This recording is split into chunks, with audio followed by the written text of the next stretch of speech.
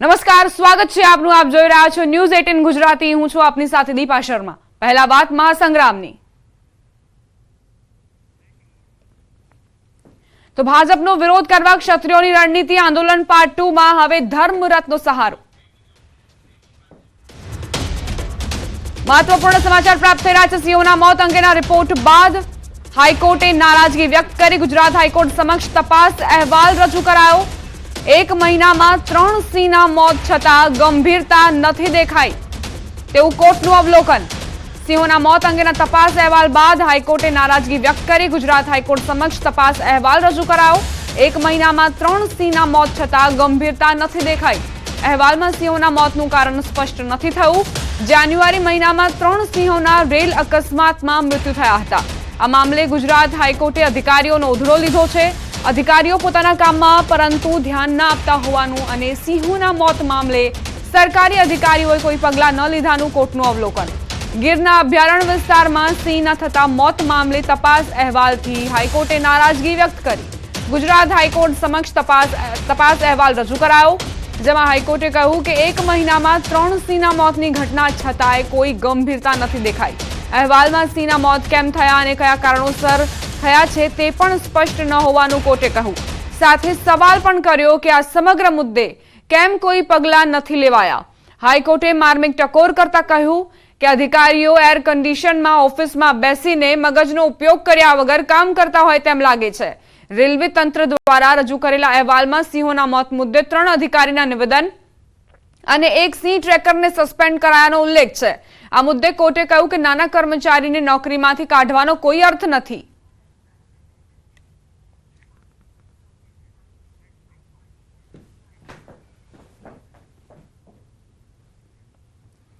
હવે આગળ વાત મહાસંગ્રામની.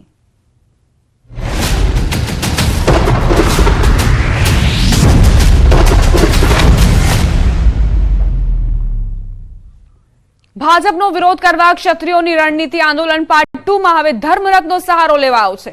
આજથી ધર્મરથ યાત્રા નીકળશે. રાજપૂત સમાજ 13 થી 14 જિલ્લાઓમાં યાત્રા કાઢશે. ભાવનગરમાં ખોડિયાર મંદિરથી ધર્મરથ યાત્રા કાઢવામાં આવશે. કચ્છના આશાપુરા માતાના મઠથી યાત્રાનો પ્રારંભ થશે. બનાસકાંઠામાં અંબાજીથી ધર્મરથ યાત્રા કાઢવાનું આયોજન. વિવિધ જિલ્લાઓમાં 6 થી 7 દિવસ સુધી યાત્રા ફરશે. વધુને વધુ ક્ષત્રિય સમાજ જોડાય તેવા પ્રયાસો ક્ષત્રિય સમાજ તરફથી કરવામાં આવી રહ્યા છે.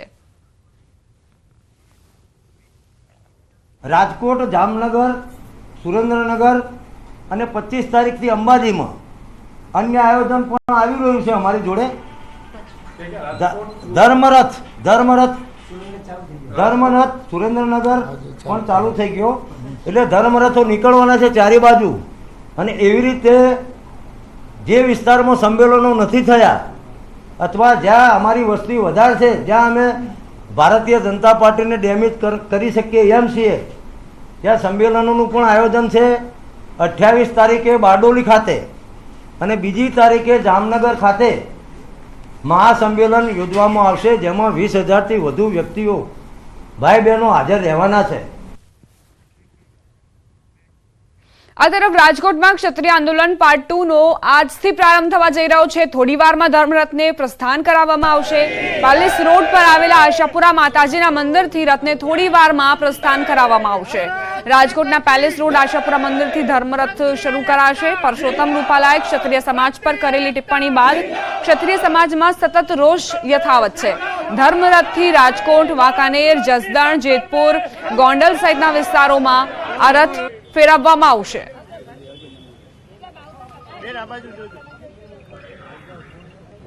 તો સીધા દ્રશ્યો રાજકોટથી લાઈવ આવી રહ્યા છે. મહિલાઓ આ રથનો શુભારંભ કરાવવા જઈ રહી છે. તેમના હસ્તે અત્યારે પૂજન વિધિ ચાલી રહી છે. ધર્મરથને થોડી જ વારમાં પ્રસ્થાન કરાવવામાં આવશે અને ઉદ્દેશ્ય એક જ કે તમામ ક્ષત્રિય સમાજ એકત્રિત થાય અને ભાજપ વિરુદ્ધના આ આંદોલનમાં જોડાય. ક્ષત્રિય આંદોલન પાર્ટ 2 નો આજથી પ્રારંભ થઈ રહ્યો છે. અલગ અલગ વિસ્તારોમાં રાજ્યભરના આ જે રથ છે તે ફેરવવામાં આવશે. ક્ષત્રિય સમાજ એકત્રિત થાય, એકજૂથ થાય ભાજપની સામે, તેવા જ પ્રયત્નો કરવામાં આવી રહ્યા છે અને તમામ અગ્રણીઓ આજે ઉપસ્થિત છે. મહિલાઓ પણ અહીં મોટા પ્રમાણમાં હાજર જોવા મળી. જે રાજકોટથી તસવીરો આવી તેમાં મહિલાઓએ એક જ નારો અહીં આપ્યો કે આ વખતે ક્ષત્રિયો વિરુદ્ધની જે આ ટિપ્પણી છે તે તો નહીં જ ચાલે। ધર્મરથ છે એ સમગ્ર પ્રજા માટે છે ને પ્રજાના બધા વર્ગને સાથે લેવા માટે છે, એટલે એક ધર્મની પુનઃસ્થાપનાનું વાતાવરણ થશે એ હું આપને કહું છું। સમાચારોમાં આગળ વધીએ। લોકસભા ચૂંટણી પ્રચારમાં દિગ્ગજ નેતાઓ ઉતરવાના છે। કોંગ્રેસ નેતા પ્રિયંકા ગાંધી વાડ્રા ગુજરાત આવશે। વલસાડ કોંગ્રેસ બેઠકના ઉમેદવાર અનંત પટેલ માટે પ્રચાર કરશે। આગામી 27 એપ્રિલના રોજ ધરમપુરના દરબાર ગઢ ખાતે તેઓ જનસભા કરવાના છે। તો કેન્દ્રીય નેતાઓ પણ હવે પ્રચારમાં લાગી જશે। ગુજરાતનો ગઢ કબજે કરવા માટે પ્રિયંકા ગાંધી પણ આવી પહોંચશે અને અનંત પટેલ માટે તેઓ સભા ગજાવવાના છે, જનસભા તેઓ યોજવાના છે। લોકસભા ચૂંટણીમાં તમામ સ્ટાર પ્રચારકોને કોંગ્રેસ મેદાને ઉતારવા માટે તૈયાર અને એમાં પ્રિયંકા ગાંધી વાડ્રાનો પણ સમાવેશ। ગુજરાતના પ્રવાસે તેઓ આવશે અને અનંત પટેલ માટે સભા ગજાવશે। આગામી 27 એપ્રિલના રોજ ધરમપુરના દરબાર ગઢ ખાતે જનસભાનું આયોજન।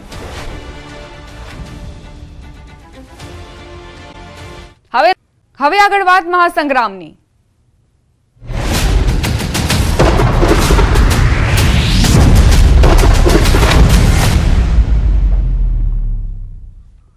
ભાજપનો વિરોધ કરવા ક્ષત્રિયોની રણનીતિ આંદોલન પાર્ટ 2 માં હવે ધર્મરથનો સહારો લેવાયો છે। આજથી ધર્મરથ યાત્રા નીકળશે। રાજપૂત સમાજ 13 થી 14 જિલ્લાઓમાં યાત્રા કાઢશે। ભાવનગરમાં ખોડિયાર મંદિરથી ધર્મરથ યાત્રા કાઢવામાં આવશે।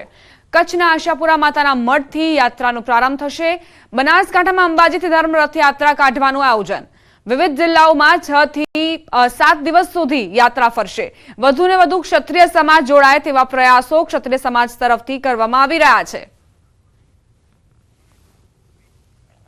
રાજકોટ, જામનગર, સુરેન્દ્રનગર અને 25 તારીખથી અંબાજીમાં અન્ય આયોજન પણ આવી રહ્યું છે અમારી જોડે।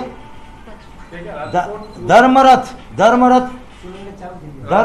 સુરેન્દ્રનગર પણ ચાલુ થઈ ગયો, એટલે ધર્મરથો નીકળવાના છે ચારે બાજુ। અને એવી રીતે જે વિસ્તારમાં સંમેલનો નથી થયા અથવા જ્યાં અમારી વસ્તી વધારે છે, જ્યાં અમે ભારતીય જનતા પાર્ટીને ડેમેજ કરી શકીએ એમ છીએ, ત્યાં સંમેલનોનું પણ આયોજન છે।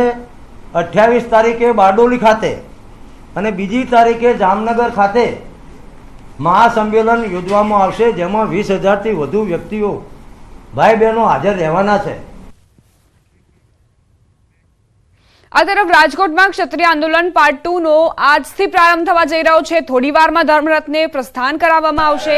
પાલિસ રોડ પર આવેલા આશાપુરા માતાજીના મંદિરથી રથને થોડી વારમાં પ્રસ્થાન કરાવવામાં આવશે। રાજકોટના પેલેસ રોડ આશાપુરા મંદિરથી ધર્મરથ શરૂ કરાશે। પરસોત્તમ રૂપાલાએ ક્ષત્રિય સમાજ પર કરેલી ટિપ્પણી બાદ ક્ષત્રિય સમાજમાં સતત રોષ યથાવત છે। ધર્મરથથી રાજકોટ, વાંકાનેર, જસદણ, જેતપુર, ગોંડલ સહિતના વિસ્તારોમાં આ રથ ફેરવવામાં આવશે।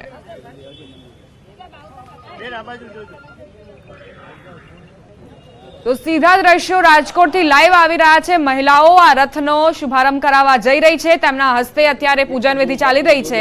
ધર્મરથને થોડી જ વારમાં પ્રસ્થાન કરાવવામાં આવશે અને ઉદ્દેશ્ય એક જ કે તમામ ક્ષત્રિય સમાજ એકત્રિત થાય અને ભાજપ વિરુદ્ધના આ આંદોલનમાં જોડાય। ક્ષત્રિય આંદોલન પાર્ટ 2 નો આજથી પ્રારંભ થઈ રહ્યો છે। અલગ અલગ વિસ્તારોમાં રાજ્યભરના આ જે રથ છે તે ફેરવવામાં આવશે। ક્ષત્રિય સમાજ એકત્રિત થાય, એકજૂથ થાય ભાજપની સામે, તેવા જ પ્રયત્નો કરવામાં આવી રહ્યા છે અને તમામ અગ્રણીઓ આજે ઉપસ્થિત છે। મહિલાઓ પણ અહીં મોટા પ્રમાણમાં હાજર જોવા મળી।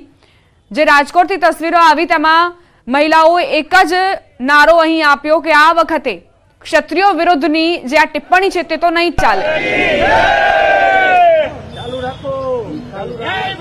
ધર્મરથ છે એ સમગ્ર પ્રજા માટે છે ને પ્રજાના બધા વર્ગને સાથે લેવા માટે છે, એટલે એક ધર્મની પુનઃસ્થાપનાનું વાતાવરણ થશે એ હું આપને કહું છું। સમાચારોમાં આગળ વધીએ। લોકસભા ચૂંટણી પ્રચારમાં દિગ્ગજ નેતાઓ ઉતરવાના છે। કોંગ્રેસ નેતા પ્રિયંકા ગાંધી વાડ્રા ગુજરાત આવશે। વલસાડ કોંગ્રેસ બેઠકના ઉમેદવાર અનંત પટેલ માટે પ્રચાર કરશે। આગામી 27 એપ્રિલના રોજ ધરમપુરના દરબાર ગઢ ખાતે તેઓ જનસભા કરવાના છે। તો કેન્દ્રીય નેતાઓ પણ હવે પ્રચારમાં લાગી જશે। ગુજરાતનો ગઢ કબજે કરવા માટે પ્રિયંકા ગાંધી પણ આવી પહોંચશે અને અનંત પટેલ માટે તેઓ સભા ગજવવાના છે, જનસભા તેઓ યોજવાના છે। લોકસભા ચૂંટણીમાં તમામ સ્ટાર પ્રચારકોને કોંગ્રેસ મેદાને ઉતારવા માટે તૈયાર અને એમાં પ્રિયંકા ગાંધી વાડ્રાનો પણ સમાવેશ। ગુજરાતના પ્રવાસે તેઓ આવશે અને અનંત પટેલ માટે સભા ગજવશે। આગામી 27 એપ્રિલના રોજ ધરમપુરના દરબારગઢ ખાતે જનસભાનું આયોજન। હવે જેતપુરમાં દેરડીધાર પાસે તેલ ભરેલ ટેમ્પો પલટી મારી ગયો। રાજકોટથી વિસાવદર તેલના ડબ્બા ભરીને લઈ જતો ટેમ્પો પલટી મારી જતા રસ્તા પર તેલની રેલમછેલ થઈ હતી। આ ઘટનાને પગલે સ્થાનિકો ઘટના સ્થળે દોડી આવ્યા હતા અને બચી ગયેલા તેલના ડબ્બા ભેગા કરી માનવતાનું ઉદાહરણ પૂરું પાડ્યું હતું। સદનસીબે આ ઘટનામાં ટેમ્પો ચાલકનો આબાદ બચાવ થયો હતો। આ તરફ બનાસકાંઠાના થરાદ માર્કેટ યાર્ડમાં આગની ઘટના બની। માર્કેટ યાર્ડમાં આવેલા બારદાનના ગોડાઉનમાં આગ લાગી। ગોડાઉનમાં આગ લાગતા બારદાન સહિત આજુબાજુમાં પડેલા રાયડાને નુકસાન પહોંચ્યું। ઘટનાની જાણ ફાયર વિભાગને કરાતા ફાયર વિભાગે પાણીનો મારો ચલાવી આગ પર કાબુ મેળવ્યો। ફાયર વિભાગે યુદ્ધના ધોરણે કામગીરી કરી હતી અને જેના કારણે મોટી દુર્ઘટના ટળી।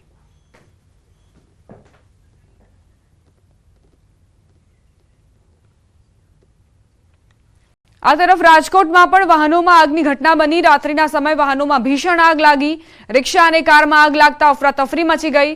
મહેશ્વરી સોસાયટીમાં લાગેલી આગ ફાયર બ્રિગેડ દ્વારા પાણીનો મારો ચલાવી બુઝાવવામાં આવી।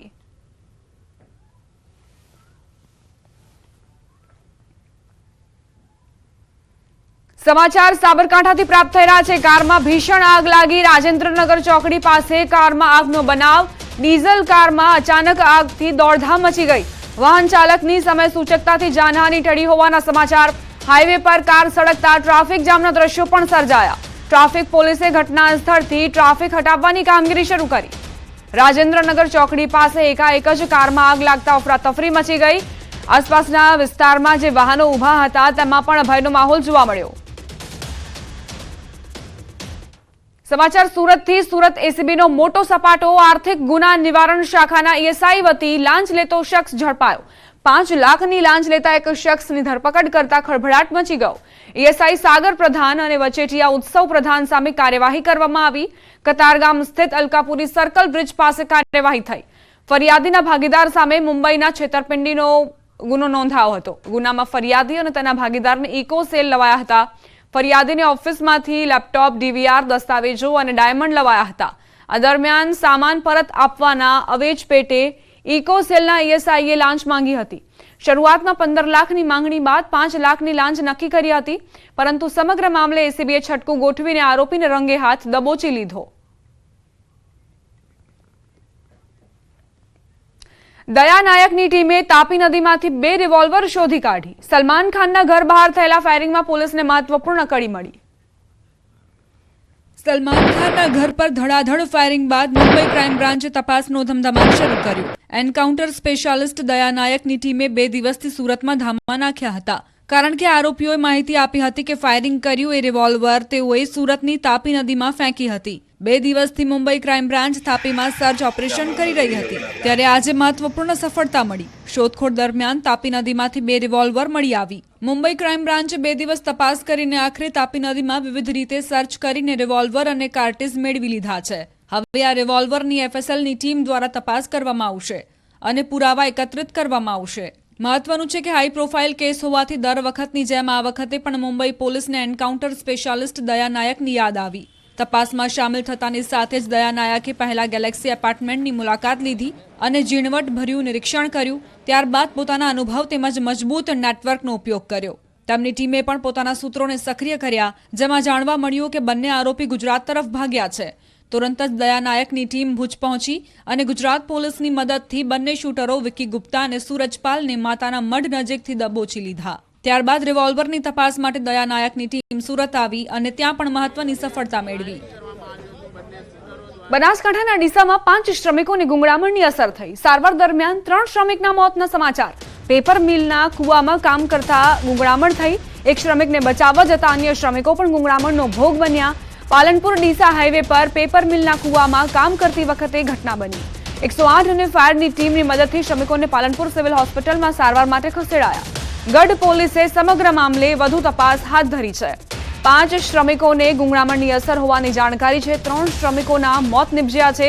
બનાસકાંઠાના ડીસાનો આ બનાવ.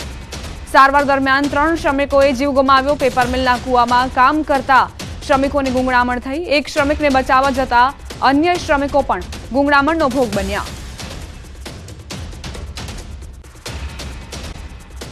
આપ્યું છે 3 દિવસ પહેલા બ્રેન્ડેડ થયેલા નવનીત વસાણીના અંગોનું દાન કરવાનો નિર્ણય પરિવારે લીધો. બ્રેન્ડેડ નવનીત વસાણીનું હૃદય, લીવર અને બંને હાથનું દાન કરાયું. હૃદયને અમદાવાદની યુએન મહેતા હોસ્પિટલમાં દાખલ દર્દીમાં ટ્રાન્સપ્લાન્ટ કરાયું, તો લીવર અમદાવાદની IKDRC હોસ્પિટલમાં દાખલ દર્દીને અપાયું અને બંને હાથનું દાન મુંબઈની ગ્લોબલ હોસ્પિટલમાં કરાયું. ગુજરાત પોલીસે સુરતની PP માણિયા હોસ્પિટલથી 2 વિવિધ ગ્રીન કોરિડોર બનાવી સમયસર અંગો હોસ્પિટલ સુધી પહોંચાડ્યા હતા.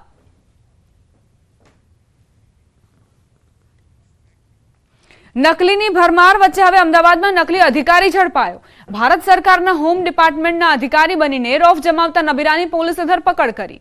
લોકસભા ચૂંટણીને લઈ પોલીસ પેટ્રોલિંગમાં હતી. તે દરમિયાન દિલ્હી પાર્સિંગની ક્રેટા ગાડીમાં નકલી અધિકારી બનીને ફરતા યુવક પર પોલીસને શંકા ગઈ હતી, જેથી પોલીસે આધાર પુરાવા માંગતા તે રજૂ ન કર્યા. પોલીસે આરોપી સૌરેશ બોસની ધરપકડ કરી કાર જપ્ત કરી હતી.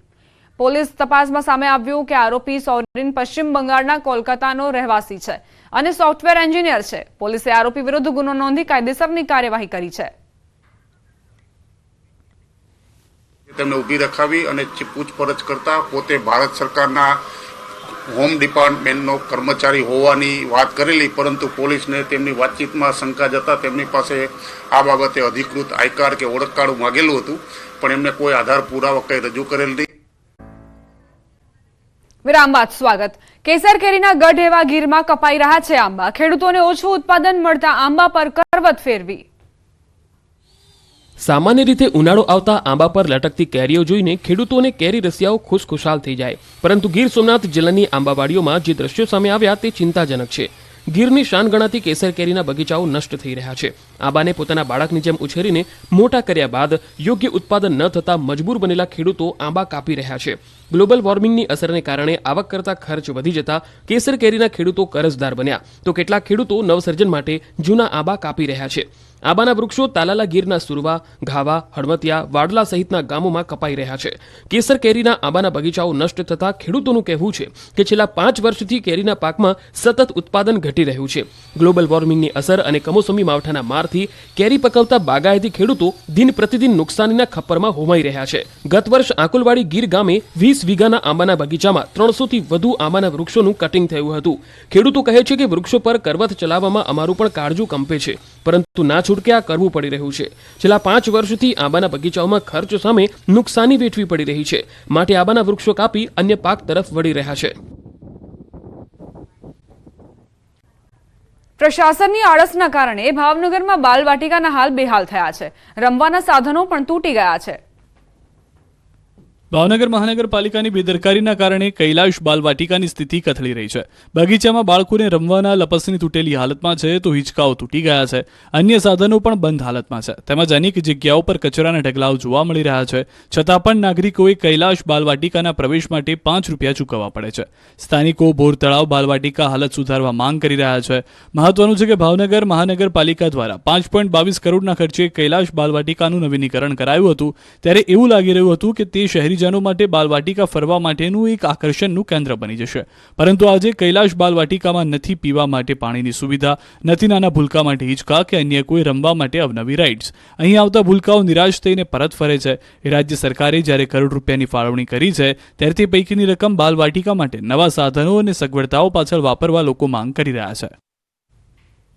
વલસાડના દરિયા નજીક એક સાથે 2 ડોલ્ફિન દેખાઈ. ફસાયેલી ડોલ્ફિનનું લોકોએ રેસ્ક્યુ કર્યું.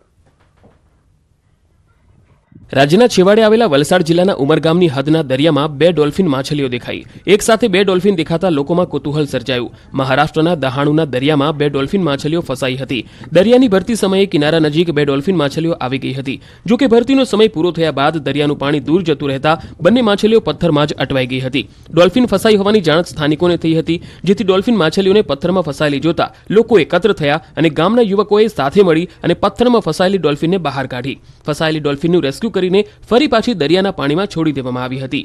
મહત્વપૂર્ણ છે કે અગાઉ પણ મહારાષ્ટ્ર સહિત વલસાડ જિલ્લાના તિથલ સુધીના દરિયા કિનારામાં અનેકવાર ડોલ્ફિન માછલીઓ દેખાવાની ઘટનાઓ સામે આવી હતી. આ વખતે એક સાથે 2 ડોલ્ફિન માછલીઓ દેખાતા લોકો દરિયા કિનારે ઉમટ્યા હતા. આ સાથે જ બુલેટિનમાં અત્યારે બસ આટલું જ. વધુ અપડેટ્સ માટે આપ જોતા રહો ન્યૂઝ 18 ગુજરાતી.